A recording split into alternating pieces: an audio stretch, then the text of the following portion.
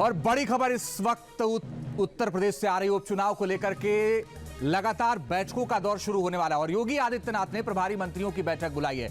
इस वक्त की बड़ी और अहम खबर, प्रभारी मंत्रियों के साथ योगी की अहम मीटिंग।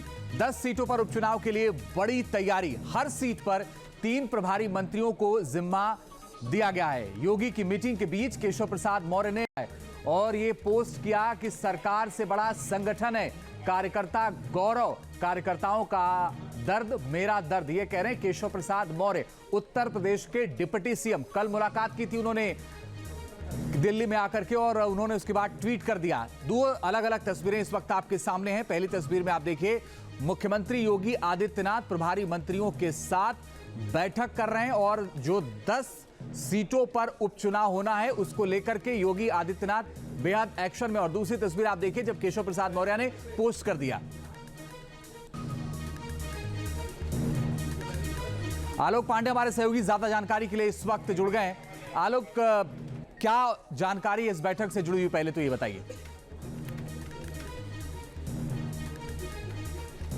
देखिए, जिस तरीके से ये मुख्यमंत्री योगी आदित्यनाथ के 5 कालिदास आवास पर बैठक चल रही है, उपचुनाव को लेकर के बैठक बताया जा रहा है, क्योंकि जो मंत्री हैं उनको विधानसभा क्षेत्र बांट दिए गए हैं, उपचुनाव की जिम्मेदारियां दी गई है और उस विधानसभा क्षेत्र से जुड़े जो मंत्री हैं जिनको ये जिम्मेदारी दी गई है उनकी ये बैठक है।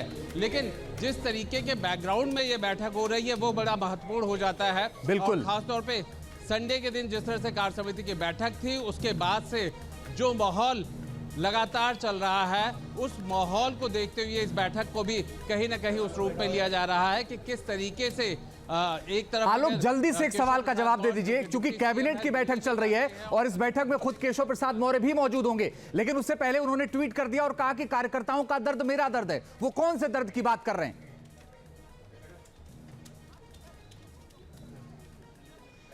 देखिए, यही एक असमंजस की स्थिति है, यही एक ऐसी स्थिति है जो सवाल ऐसे खड़े कर रही है जिसमें अपने आप कहीं ना कहीं सीधा जवाब नहीं मिल रहा है और उसका नतीजा यही है कि अब फोकस पे यही आ चुका है कि आखिर केशव प्रसाद मौर्य की नाराजगी क्या है, या फिर वो ऐसे कौन से दर्द की बात कर रहे हैं जब वो कहते हैं कि कार्यकर्ताओं का दर्द ही उनका दर्द है और उनका जो आवास है उसका गेट कार्यकर्ताओं के लिए खुला हुआ है, संगठन सबसे बड़ा है। ये कुछ ऐसे बयान की लाइनें हैं जिसको लेकर के हर कोई ये जानना चाह रहा है कि आखिर है। चलिए आलोक, बने रहिए, एक बड़ी खबर आ रही है वो भी बताते, फिर उस पर भी आपसे चर्चा करेंगे। जुलाई के आखिर में बीजेपी की एक और बैठक है।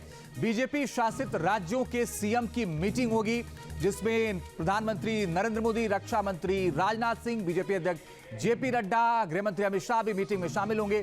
मीटिंग में चुनाव नतीजों और समन्वय पर चर्चा होगी। उत्तर प्रदेश में भी अभी चर्चा हुई थी, लेकिन आगे और भी चर्चा होनी है। आलोक, एक बड़ी और अहम बात यह है कि अभी कार्य समिति की बैठक हुई थी पिछले दिनों, उसमें भी चर्चा हुई और जुलाई के आखिर में यह कौन सी बैठक है जिस पर चर्चा होनी है? देखिए, भारतीय जनता पार्टी लगातार बैठक करती रहती है और अगर उसके हम लोकसभा चुनाव के परिणामों के बाद देखें, सरकार बनने के बाद के उसमें देखें, तो बीजेपी शासित जो राज्य हैं, जो उनके मुख्यमंत्री हैं, उनकी ये बैठक है जुलाई माह में है। महत्वपूर्ण इसलिए भी है कि चुनाव के परिणामों के बाद जो इंटरनल परिणाम यहाँ पर अगर हम कहें कि उसका मंथन हुआ है राज्यों में, जिस तरह से बीजेपी का पिछले रविवार को कार्य समिति में बैठक हुई थी और ये जानने की कोशिश हुई थी या फिर ये कहा गया कि किस तरह की कमियां थी जिनको दूर कर लिया जाता तो परिणाम भी बेहतर होते और आने वाले समय में परिणाम कैसे बेहतर करना है, कार्यकर्ताओं को कैसे आगे बढ़ाना है, कैसे उनके मनोबल को बढ़ाना है। तो जुलाई अंत का ये जो बैठक होगी बीजेपी के जो शासित राज्य है उनके मुख्यमंत्रियों की, तो निश्चित तौर पर देखिए ये बड़ा गंभीर विषय है कि इसे अभी तो नहीं, लेकिन चुनाव के नतीजे जो आए हैं उसमें जो शीर्ष नेतृत्व है वो बहुत खुश नहीं है। वो उस बात की समीक्षा लगातार कर रहा है कि उन राज्यों में क्यों परिणाम अच्छे नहीं आए जहां पे उनकी सरकार थी और ऐसे क्या वजह थी कि कहीं ना कहीं कार्यकर्ता का मनोबल गिरा। और सबसे बड़ी बात है कुछ ऐसे आलोक, बने रहिए, हम लौट रहे हैं आपके पास। एक बड़ी खबर इस बीच आ रही है और वो भी दर्शकों को बता दें, यूपी बीजेपी में उपचुनाव के बाद बड़ा बदलाव संभव है। बड़ी और अहम खबर, उपचुनाव के बाद यह बदलाव संभव इसलिए है क्योंकि उपचुनाव मिलकर लड़ना है, इसीलिए कहा यह जा रहा है कि बदलाव संभव है। आलोक, आप उत्तर प्रदेश की राजनीति को काफी वक्त से देख रहे हैं। 99 के बाद से जब लगातार हम बात करते हैं, 99 हो, 2002 हो, 2007 हो, 2012 हो, हर बार बीजेपी ने किसी न किसी जिम्मेदारी ली हार की और इस्तीफे हुए हैं। 2014 के बाद से ट्रेंड बदला है। तो ये जो बदलाव के संकेत हैं उपचुनाव के बाद, वो किस तरीके के बदलाव हैं?